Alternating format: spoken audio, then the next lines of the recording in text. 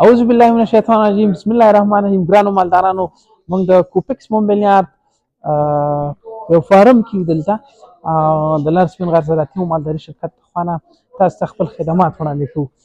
نو دا کوم ځای کې زه اوس ولاړ یم دا د خوسکیو د روزنې سالون دی. غوښتل مې چې تاسو دا وښیو چې دلته دا روزنه د دې په څه شکل باندې کېږي.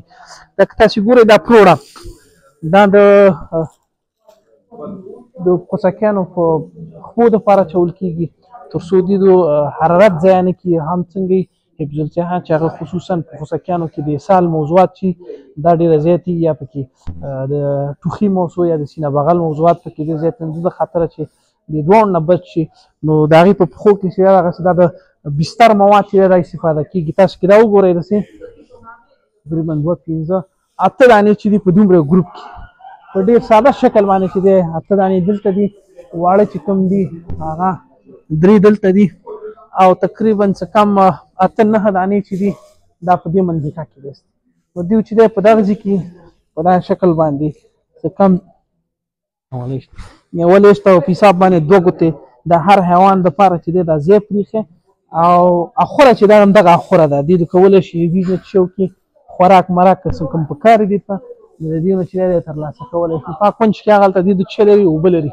بل چتې تاسو وګورئ کم از کم دا 3 مترو پورې به 3.5 مترونه به زیات وي، کم از کم یا 4 مترو پورې کوم نه کوم دی نه زیات وي. ده پکې دا تیرن ګاډر پکې لګولي دلته او دې خوا چې دی دلته چې دا شیدې څکي دلته دا ډېر زیات واړه دي. دا 2 دانې دلته دي او دوی چې کوم شیدې ورکوي هغه په دې سطلونو کې ورکوي. عموما دا مخصوص سطلونه دي او په دې کې چې دی دا دوی د شیدې څکي.